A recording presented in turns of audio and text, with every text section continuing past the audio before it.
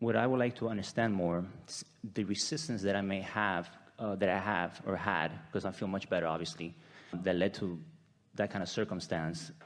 Like I was trying to say earlier, I don't feel my life is I feel pretty on alignment most of the time. I'm sure I get out and I have my situations, but I don't feel that constant tension.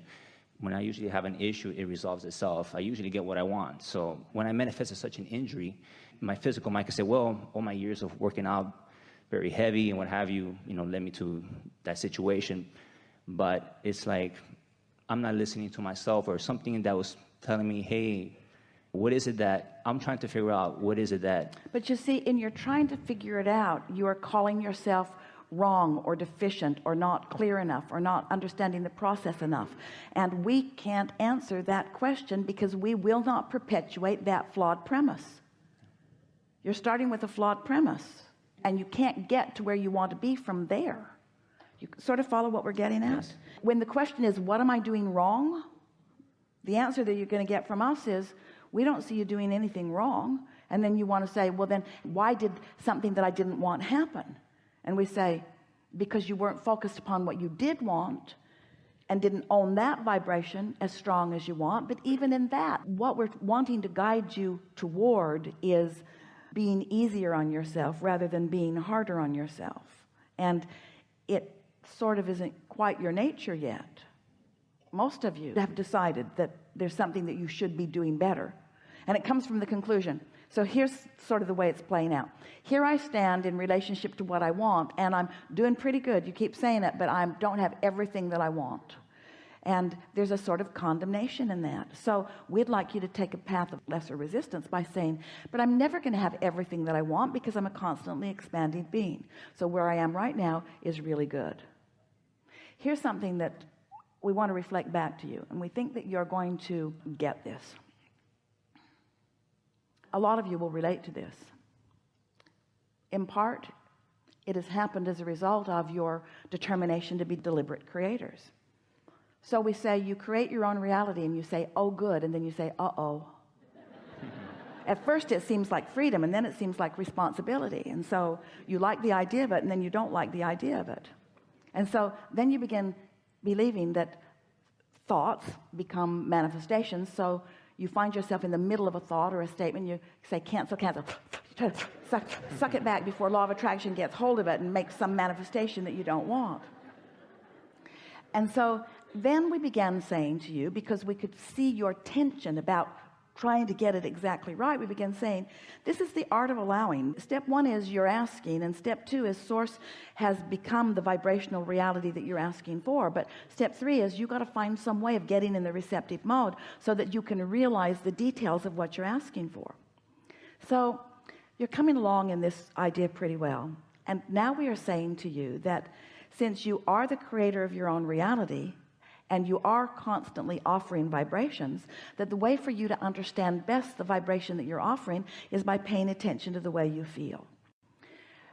Some of you, along that process, and it's true of you, it's true of many, Esther experienced it too, especially in the beginning, you become so determined to be really good, deliberate creators that you sort of hold yourself back from the expansion that you're not up to speed with yet. You don't ask for all that you want. You just don't let yourself go there because you're guarded. You don't want that other shoe to drop. You don't want to come face to face with the realization that you've asked for something that you haven't allowed yourself to realize. So we began saying to you, you're never going to get it done. You're not ever going to get it done. So let that go. And you can't get it wrong. So be nicer to yourself along the way. But still, there's a sort of precision about you, a sort of guardedness about you, a sort of, I'm going to get this right, that doesn't allow you the adventurous version that you really want, the really adventurous version, because you're afraid of getting it wrong. And we want you to understand that you can't get it wrong. It will never be so wrong that you can't pull it back into alignment if you want to. And so when you say to us, and we hear it often from people, my life is going pretty well, we would rather hear you say, I am ravenous about this life. There's so much that I want, and I'm screwing up every time I turn around. There's so much that I want that I'm not allowing myself to have. And that's what you're reaching for. You're reaching for more aliveness. You're reaching for more enthusiasm for life. You want to allow more of the energy to flow, even if it risks you resisting some of the energy that's flowing. And so sometimes when that desire is strong within you and you have not even acknowledged it to yourself, something that indicates the resistance that you've got going on shows up in your experience and causes a faster development of desire, faster than ever before. This life is supposed to produce desire, even if you haven't yet come to the place that you're allowing yourself to receive it fully. But we began almost every conversation as we start out in a day. You almost always, when we say, are you enjoying your desire? Because we want you to have desire that is rampant, that you aren't up to speed with, because it's so fun getting up to speed with the desires that you're not up to speed with. That is the zest of life that you're looking for. We're going to say it again. The zest that you're looking for is for your life to launch rockets that you're not in the vicinity of, because it's so fun to get in the vicinity of it. Because everything is relative. It is so fun to move from not being in alignment to in alignment. That's fun. It's like, why do you go on the roller coaster? Why do you go up so you can go down? Why do you do that? Because you like the relational experience. You like the feelings of that. You get a sense of what we're talking about? Yes.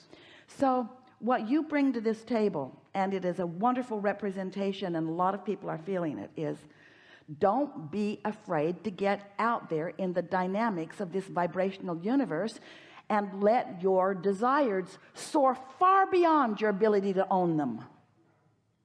Because when you do come into ownership of those, how good it's going to feel.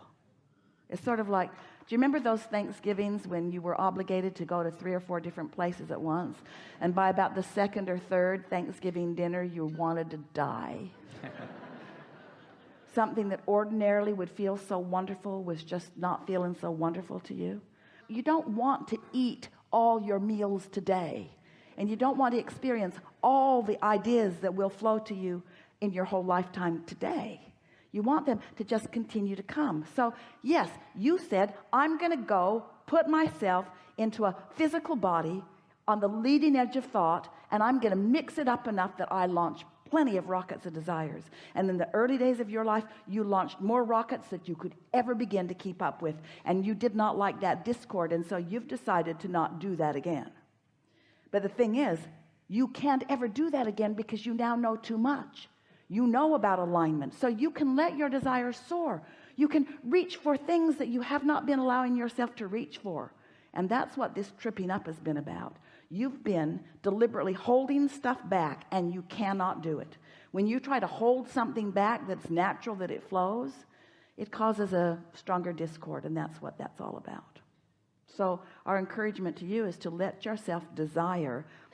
So here, if you've got a desire and you are not allowing yourself to let it flow, the discord is uncomfortable, and then you pronounce yourself doing something wrong.